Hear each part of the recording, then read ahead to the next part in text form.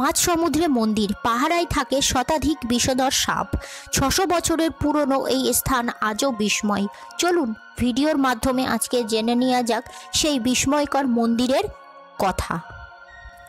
চারিদিকে অথই সমুদ্র, নীল জল, আর তারই মাঝে একটি ভাঙাচোরা প্রাচীন মন্দির। বাইরের দেওয়ালে স্থাপত্য দেখলেই বয়স আঁচ করা যায়। প্রায় ৬০০ বছর আগে গড়ে উঠেছিল এই সামুদ্রিক বিস্ময়টি। তারপর সময়ের বহমানের বহু কিছুই বদল হয়েছে। সমুদ্রের ঢেউ এসে ধাক্কা দিয়েছে প্রাচীন মন্দিরের দেওয়ালে, অথচ ওই রকম ঐতিহ্য নিয়ে আজও টিকে আছে একই জায়গায়।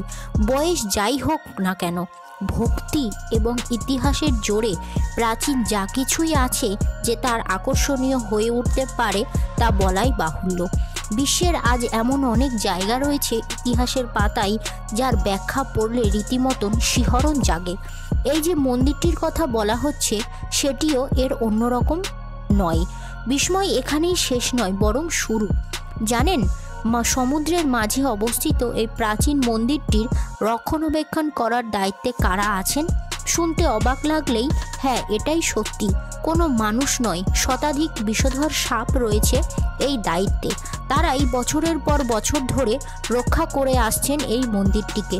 যদিও এই মন্দির বিস্ময়কর মন্দিরের অবস্থান এদেশে নয়, তা রয়েছে ইন্দোনেশিয়ায়। ভারত তো বটেই, এমনকি পাশাপাশি বিশ্বের অন্যান্য দেশের প্রাচীন মন্দিরও নিয়ে অজস্র গল্পকথা এবং রহস্য রয়েছে।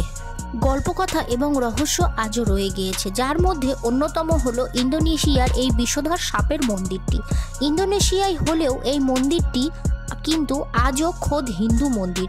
সুনীল সাগরের বুকে বালি দ্বীপের মাঝে একটি উঁচু পাথরের ওপর প্রায় ৬০০ বছর ধরে অবস্থান করে এই মন্দিরটি।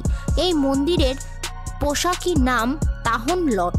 বালির সৈকতে এই বিশেষ মন্দিরটি ছাড়া রয়েছে আরও ৬টি মন্দির। এই মন্দিরগুলি একটি বিশেষত্ব রয়েছে। পরপর অবস্থিত এই ৭টি মন্দিরের আকার এমন যে দেখে মনে হয় অন্যটির একটি স্পষ্ট দৃশ্যমান। বর্তমান সময়ে পর্যটনের আগ্রহ প্রজন্মের কাছে ইন্দোনেশিয়া বলে খুবই জনপ্রিয় ট্যুরিস্ট স্পট। তাই এই অঞ্চলে বেড়াতে গেলে বিস্ময়কর এই মন্দিরটি দেখার কথা ভোলেন না পর্যটকরা। এই মন্দিরে একবার চক্ষুষ করলে রীতিমতন শিহরণ জাগবে বলাই বাহুল্য। তাহন লট নামের এই মন্দিরটিকে ইন্দোনেশিয়া বালির পৌরাণিক সংস্কৃতির এক অবিচ্ছেদ্য অংশ বলে মনে করা হয়। পৌরাণিক কাহিনী থেকে জানা যায় ১৫ শতকে এই মন্দিরটি নির্মাণ করেছিলেন নিরার্থ নামে এক পুরোহিত। এখানেই শেষ নয়, আরও জানা যায় এই মন্দিরটির সুরক্ষায় হেতু রয়েছে পাথরের নিচে বসবাসকারী শত শত বিষাক্ত সাপ। আবার এই মন্দিরের কিংবদন্তি অনুসারে একটি বিশালাকার সাপই এই মন্দিরের অশুভ আত্মা এবং অশুভ অনুপ্রবেশকারীর হাত থেকে মুক্ত রাখে। আজও এখানে প্রতিদিন হাজার হাজার ভক্তের সমাগম ঘটে।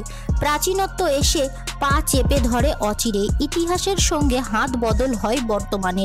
আর সেই সূত্র ধরেই ৬০০ বছরের প্রাচীন ঐতিহ্য আজও সুরক্ষিত